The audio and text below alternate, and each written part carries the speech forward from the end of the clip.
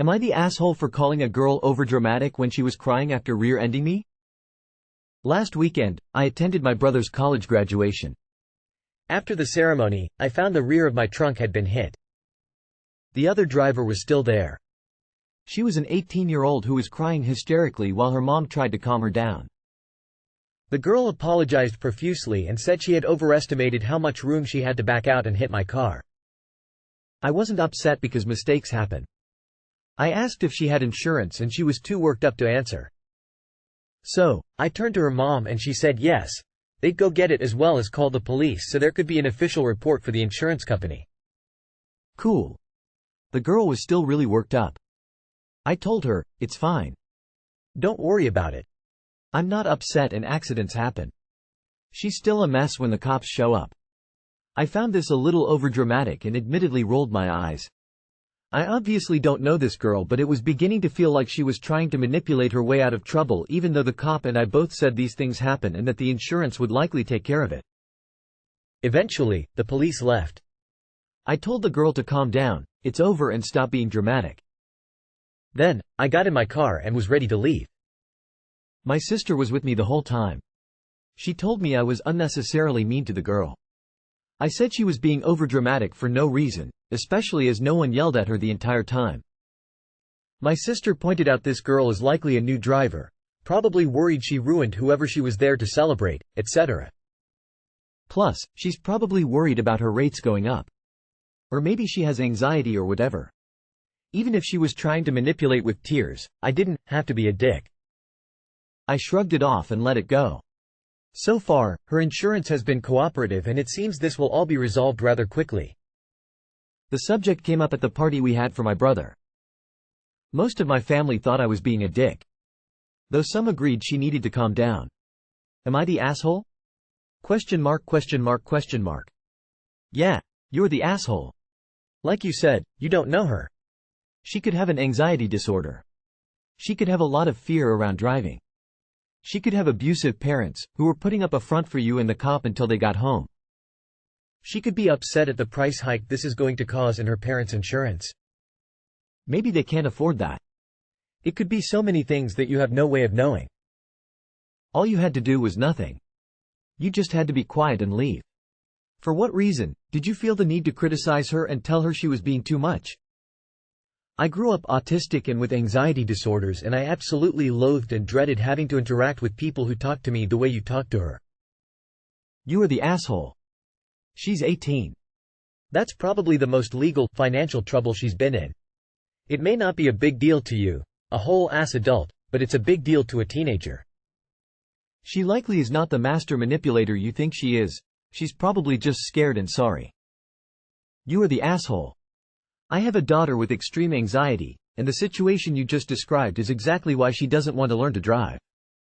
She was already beating herself up. She didn't need you to join in.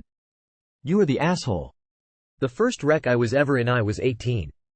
It was my fault. I cried and cried. I was scared, embarrassed, felt horrible for the people I hit, confused, didn't really know what would happen next, and just had a lot of emotions. I wasn't trying to gain sympathy. Just really freaked out. You didn't even need to talk to her being getting her information. Just go wait in your car or nearby for the police. I don't understand why you felt the need to make a comment. Certainly you didn't think it would help her calm down. You are the asshole. The girl was clearly beating herself up over the incident. And when has telling any woman to calm down and accusing her of being overdramatic ever helped anything? Never. She was upset and it was none of your business as to why it was so upsetting to her. Not that you even attempted to broach a remotely helpful conversation with her. You are the asshole. Honestly, everything your sister said.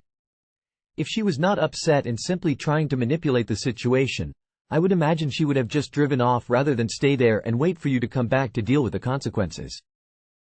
But good on you for telling a teenage girl to stop crying. You really told her off. Am I the asshole for not letting my sister-in-law's family stay with me after she gives birth? Using a throwaway account. My brother and his wife are expecting their first child this summer. My sister-in-law is from a different country and her first trimester was not easy, and I know that she misses her family a lot. Her parents are planning to stay with them for a year when the baby is born, with a quick trip home in between so they don't overstay their visa.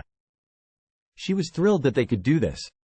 She recently asked if her sister and her sister's family, husband and 2 children under the age of 6, could also come out with her parents and stay with me because they won't all fit at their house.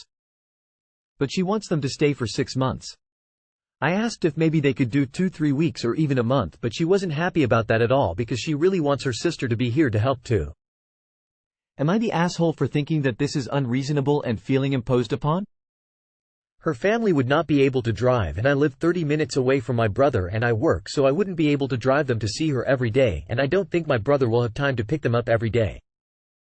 Technically I have the space. But I like my quiet time, and having 4 people that I've never met stay with me for 6 months feels overwhelming. They don't speak English, so it would also be a little awkward in the beginning, I think. The plan is to homeschool the older child while they're here. The younger one isn't school age yet. I don't fully understand the husband's job, but apparently he's able to do it remotely. That would mean he's on calls and video meetings in the middle of the night though. I understand that it's hard to have a baby so far from your family, and I want to be supportive of my sister-in-law. I've been firm in my stance that a 6-month visit is too long, but she's pretty upset with me, and her and my brother haven't been speaking to me for a couple of weeks now, so I'm wondering if I'm just being cruel or selfish here. Edit. Thank you so much everyone for your comments and for helping me to feel much better that I was not being unreasonable. I'm reading through all the comments but wanted to reply to a few ideas that many had shared. 1. My brother and Sil cannot afford a short-term rental, nor can her family. But beyond that, in her culture, it would be considered rude to put them up somewhere else if family can accommodate them. I believe they briefly looked at Airbnbs and short-term rentals, but in addition to the expense, her family's lack of permanent status for that long of a stay might have been a concern for some. Not sure of exact details or convos, and maybe they just told me that to make it seem like they had no other option. But bottom line, they can't afford it. 2. Thank you to all who pointed out some of the potential legal issues with the husband working remotely here on a tourist visa, and the sticky situations that could come out of being here for so long. I had not considered that, and I really appreciate the advice.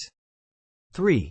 If she were to go back to her home country with the baby instead of everyone coming here, my brother could only stay for a few weeks. And ironically, her family doesn't have room for them to stay with them. Not the asshole.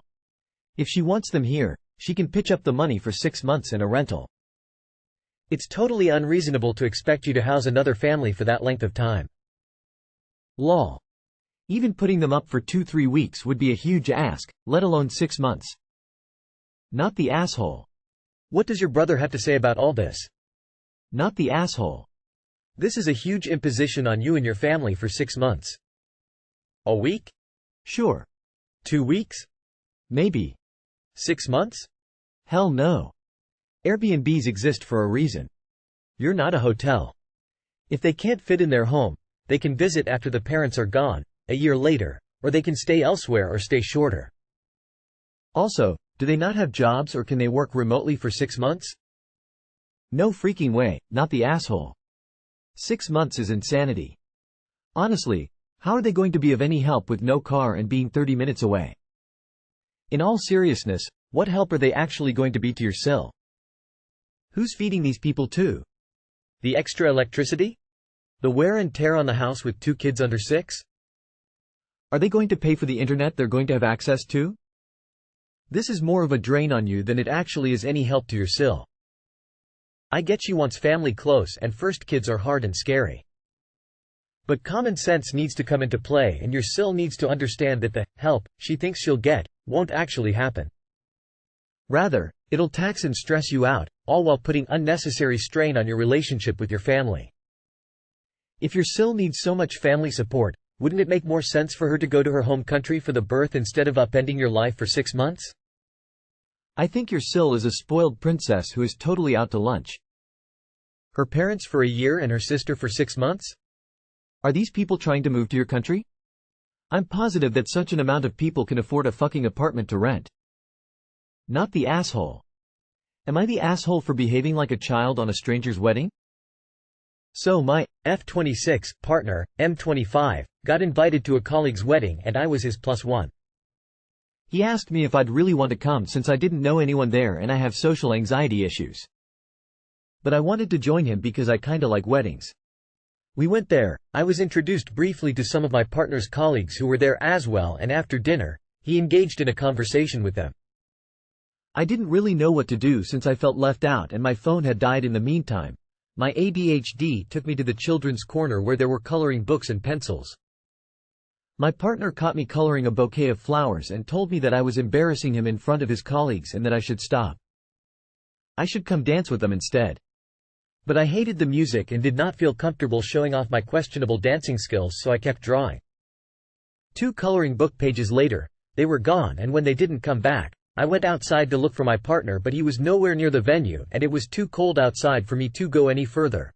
My jacket was in the car and he had the key. At 1 a.m. I had finished coloring the entire book and he was still gone.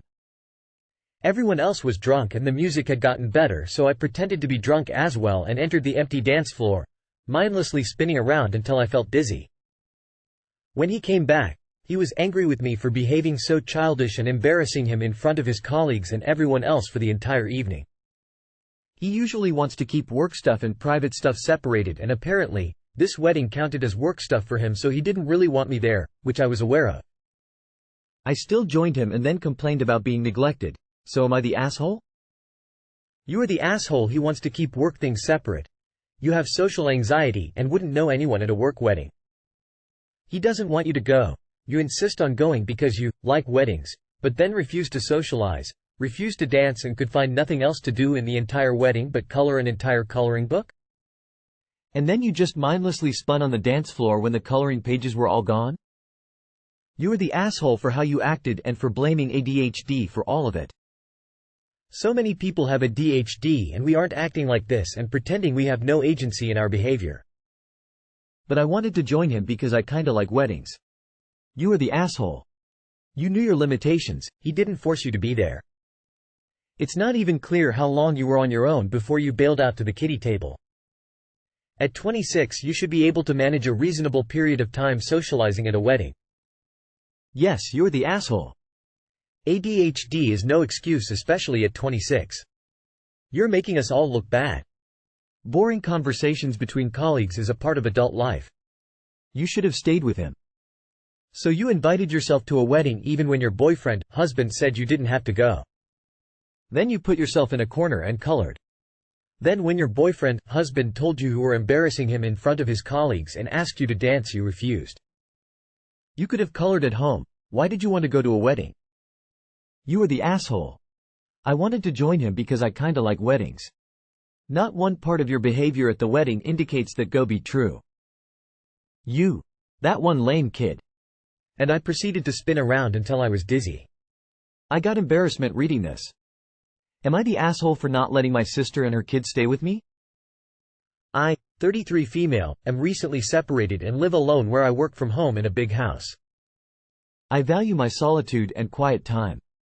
My sister, 31 female, has 2 kids, 12 and 9, and recently decided to sell her house and move to Florida. She has to come and spend a week with her kids every few weeks while they live with their father full-time. She never asked prior to selling her house and moving if she and the kids could stay with me when she had her visitation. Around Easter, they ended up staying with me at the last minute and I had to do all the cooking, cleaning up after them, and buying the groceries. They had to sleep in the living room since I have no extra beds, so I was confined to my bedroom or office the whole time. She's now asked to stay 10 days with me next week, again last minute. I really don't want them to stay. When I didn't let her stay before, my family stopped talking to me for months. My mom will also try to convince me to take custody of my niece. It is stressing me out. I don't have a maternal instinct and never wanted kids.